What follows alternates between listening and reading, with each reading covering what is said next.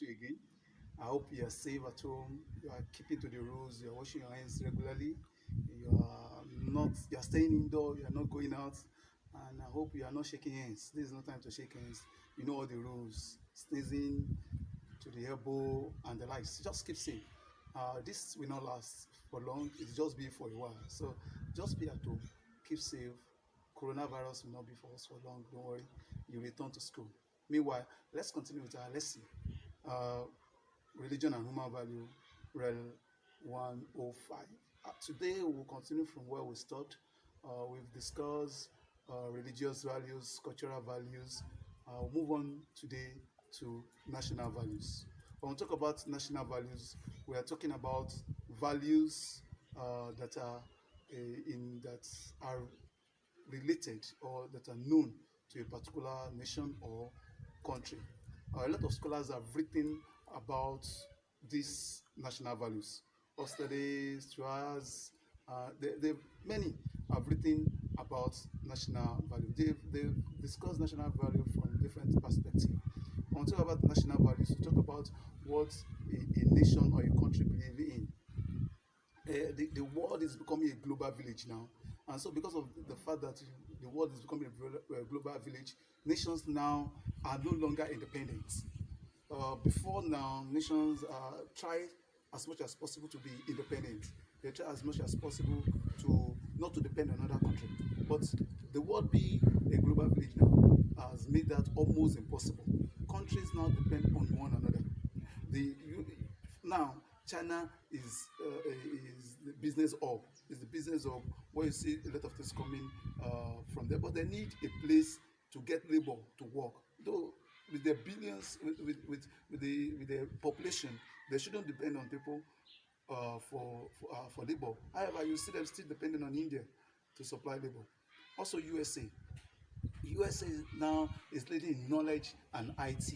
So each countries are now becoming interdependent, depending on one another.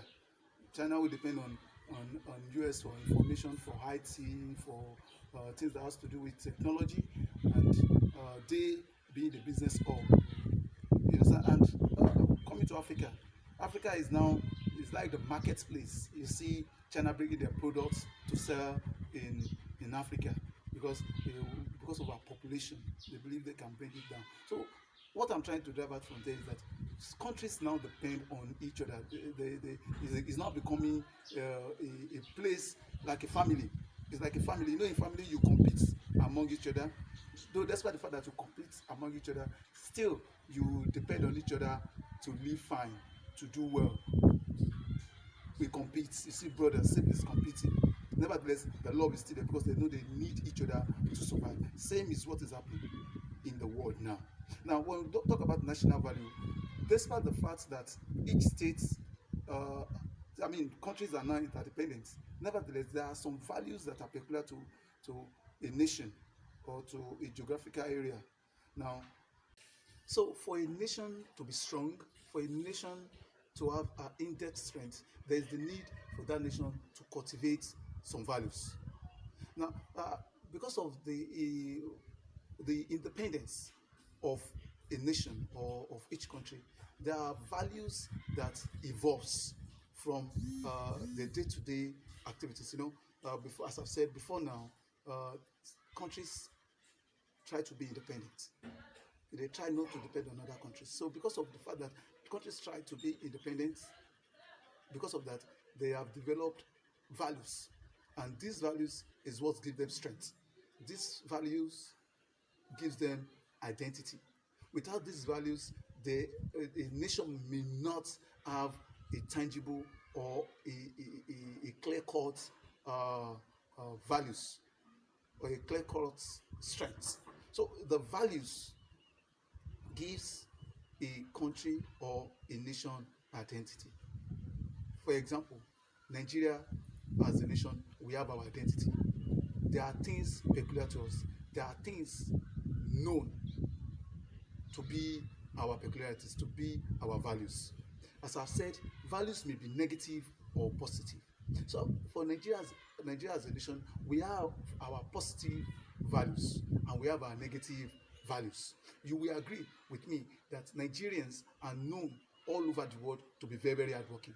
We are known to be relentless. We are known to be very, very we are known to be persistent. We are known to be unyielding. We are known to be hospitable, to be proud of ourselves, to be proud of who we are, proud of our heritage. That is what we are as a nation.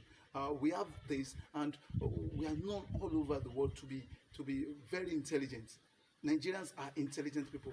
Nigerians are people that could bring something out of nothing. We are known to be that way. These are our values. We are hospitable. We believe in doing ourselves well. We love one another. These are our positive values. Though we have negative values which are known to be part of us, like our leaders being corrupt and even corruption eating deep into our fabrics. These are the things our negative values we are known for. We are known to be skeptical. Many of us are known to be pessimists, though we are also optimistic. We have optimists among us, but we have many that are also pessimists. As a nation, as a country, these are some of our values. And over time, with research, we discover that values are developed from the tradition of a nation and of a country, the tradition, the history, and the experiences. These are how national values are formed.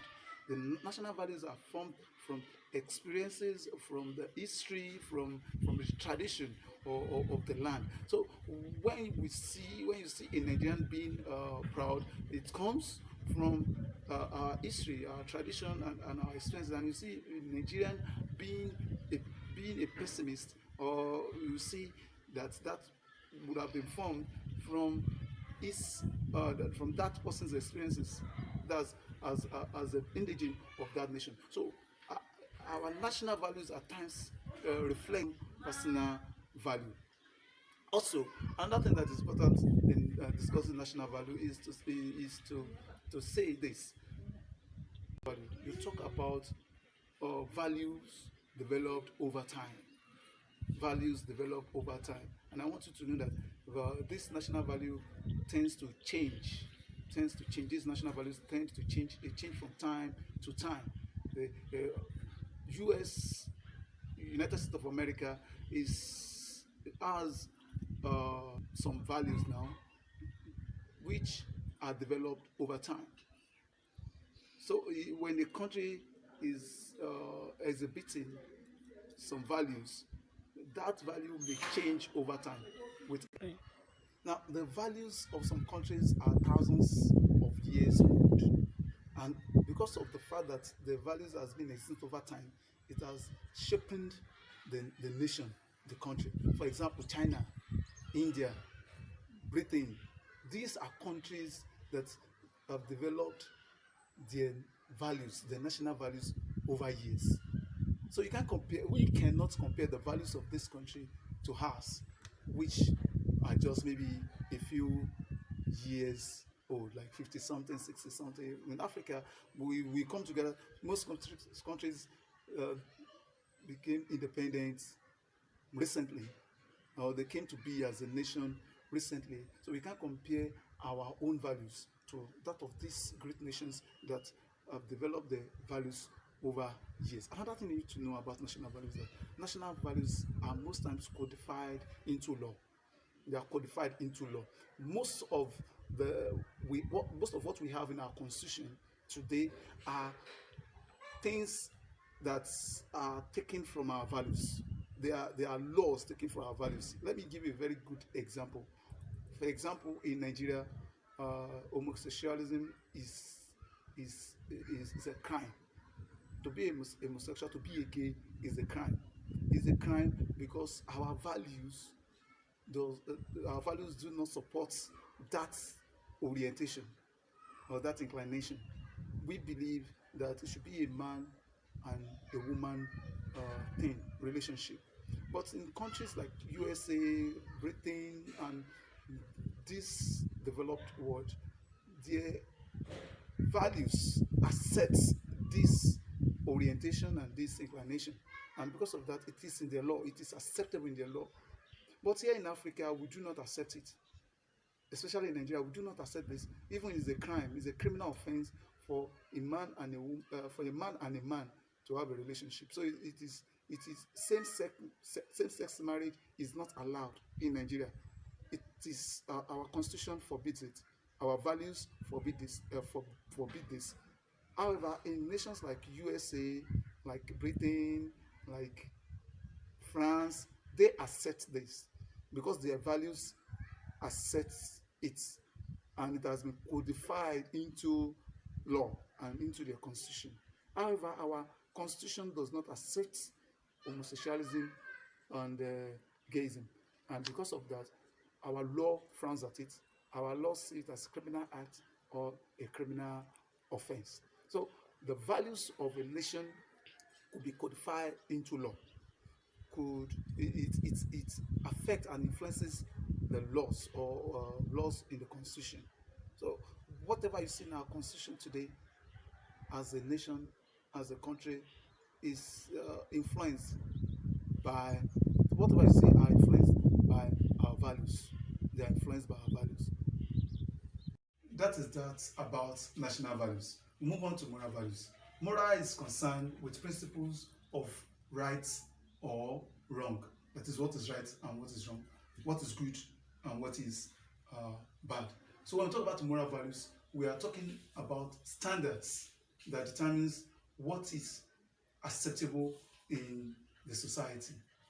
So moral values are standards used to determine if the behavior of an individual is acceptable in the society, if it is moral or immoral in the society. These values include fairness, freedom, equality, indiscrimination, and moral values like loyalty are very useful for the society. These moral values are what keeps our society going. Without these moral values guiding our behaviors, guiding our way of life, it will be very difficult for us to live a blissful and a very fruitful life as individuals and as a society. However, despite the fact that these these moral values are fruitful and are helpful in society, we still see people not inculcating or imbibing these moral values.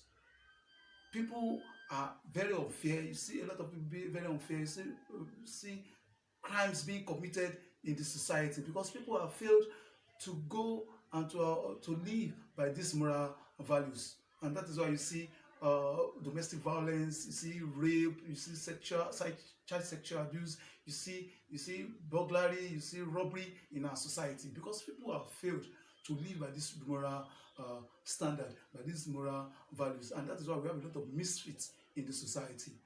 These misfits are in the society because the family, as an agent of socialization, has failed to inculcate these moral values. Family should be the first line of defense, should be the first teacher to teach a child these moral values. These moral values like respect for others, moral values like honesty, moral values like dignity of labor should have been taught by parents, by the family, before a child goes into the society. But for the fact that the family has failed as a social agent to teach moral values, then we have problems in the society. Not only family, we have even religion as agent to failing to teach moral values.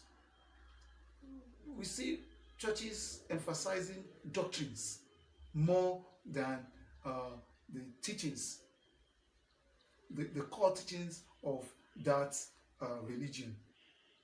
If a religion should emphasize more, if our religions emphasize more on the values, on the moral values than doctrines and religious jingoism, wow, some of these moral values are passed from one generation to the other, just like culture. They are passed from one generation to the other. That is, when a society has a standard moral values, a codify moral values. They pass it from one generation to the other. For example, in India, marriage as an institution is a sacred institution, and that is why it is the divorce rate in India is very, very low. It is absolutely immoral. That's the one of the worst sin an individual can commit in that society. In the Indian society, it is very, very uncommon to see a man leaving his wife. We have that same we have same in African traditional settings. In African tradition, when you marry, you are not the only one that is getting married to that woman. The whole clan, the whole family is getting married to that woman, and that is why it's very difficult for you to leave your wife, because when a woman enters into a family, he's not only marrying the man, he's marrying the whole family. And it will be very difficult for a man, the husband now, to just decide to leave the woman. That's because to the society, it is immoral to leave a wife for any reason. A man is sanctioned in the society, by the society, for any immorality. I will say that again. A man is sanctioned by the society for any immorality. So when we talk about morality, or we talk about moral values, it has to do with acceptable standard in the society. And that is why it would be very wrong of us to confuse morality or moral values for values. As I've said, we have when we talk about values, we have the negative values and the positive values. So we must not, and try not to confuse morality for values. Yeah, that's the end of our lesson for today. I hope you've been able to gain one or two things from that very short lesson. However, it's very important. If you have any question, go to the comment section and comment. Subscribe. Don't forget to subscribe. It's very important that you subscribe, and you like, that's by thumbing up, or you dislike by thumbing down. And you subscribe, thumb up, thumb down. Then go to the comment section to ask your questions. If you have any questions, go to the comment section to ask your question. I want to comment. Also, there'll be an assignment for you this time around. I will give you an assignment. I want you to do the assignment and submit. I will tell you the procedures of submission, how you're going to submit the assignment. I will tell you